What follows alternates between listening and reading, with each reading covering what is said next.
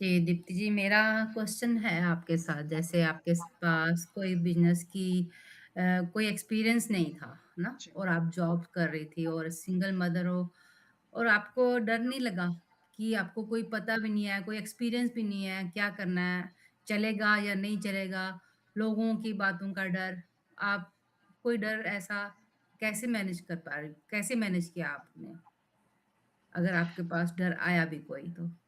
नरेंद्र जी, इतना amazing question है ना ये कि क्योंकि आई थिंक डर हमारी लाइफ का आई थिंक एक कांस्टेंट है, राइट? चाहे कोई भी डिसीजन हम लेने की कोशिश करें, सबसे पहले आई थिंक एक फियर फैक्टर ही आता है माइंड में कि अब इसका क्या होगा, अब हम कर पाएंगे नहीं कर पाएंगे। तो मैं बिल्कुल खुले तौर पे कहना चाहूंगी कि आई थिंक कॉन्फिडेंस से ज्यादा डर ही था मेरे माइंड में। और बिल्कुल नेचुरल सी बात है, क्योंकि जैसे आपने हाईलाइट किया नरेंद्र जी, ना मेरे पास एक्सपीरियंस बिजनेस का, ना मैंने डिजिटल मीडिया में ऐसा कुछ किया हुआ है। ऊपर से मैं सिंगल मॉम और अभी मैं जॉब ढूंढ रही हूँ। तो मुझे कहने की भी जरूरत नहीं है। आई थिंक ऑडियंसेस 1+1 अगर करके देखेंगी तो समझ ही सकती हैं कि यहाँ मेरे पास सिर्फ और सिर्फ डरने की ही वजह ज्यादा थी। बट जैसे हम कहते हैं ना नरेंद्र जी, कि डर तो होता ही है हर चीज में। जब हमने अपनी कंट्री छोड़ी होगी, नया कंट्री मतलब आने का सोचा होगा, वहां भी डर था। जब जॉब शुरू की थी वहां भी डर था। जब एक जॉब से दूसरी स्विच ली वहां भी डर था। तो इसलिए मैंने कहा नरेंद्र जी कि डर और हमारा आई थिंक लाइफ लॉन्ग का एक रिश्ता होता है। अब ये है कि उस डर को हम किस तरह से देखते हैं नरेंद्र जी। तो मैंने आई थिंक यही अपने पेरेंट्स से सीखा है कि डर तो आएगा, क्योंकि हम ह्यूमंस हैं और हम दोनों तरह के एस्पेक्ट्स को, प्रोज एंड कॉन्स को देखने की कोशिश कर रहे हैं। और वहीं उस वजह से ही शायद हमें डर फील होता है, क्योंकि कभी कभार लगता है कि क्या होगा अगर नहीं हुआ तो। वो मेरा फर्स्ट क्वेश्चन था नरेंद्र जी कि अगर नहीं हो पाया बिजनेस, क्योंकि कोई तजुर्बा नहीं है, कभी किया नहीं है। और प्लस आप बिल्कुल सिंगल हैंडेडली मैनेज करने वाले हो। एक ही तरीका था नरेंद्र जी कि अपना थोड़ा बहुत रिसर्च करके पहले पता तो करो कि है क्या। जैसे हम जॉब्स के लिए भी करते हैं। तो मैंने भी वही कोशिश की कि जो जितने जितने मेरे जैसे जैसे फियर्स बढ़ रहे थे, उन फियर्स के मैंने आंसर्स ढूंढने शुरू किए नरेंद्र जी कि अगर मुझे इस चीज का फियर है कि ये बिजनेस लेजिटिमेट है या नहीं, तो चलो पता करते हैं कि है या नहीं।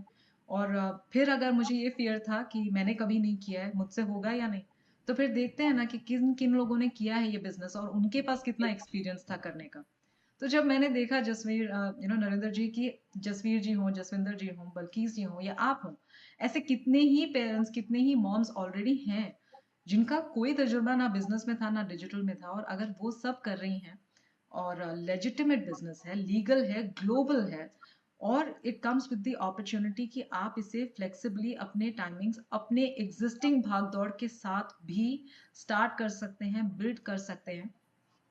फिर आई थिंक नरेंद्र जी वही हो गया था कि डर तो है, लेकिन पेरेंट्स की ब्लेसिंग्स ली, भगवान का नाम लिया और बस स्टार्ट किया। बट ऑफ कोर्स फियर रहता है, हमेशा रहता है। और सिर्फ स्टार्ट करने तक का फियर नहीं नरेंद्र जी।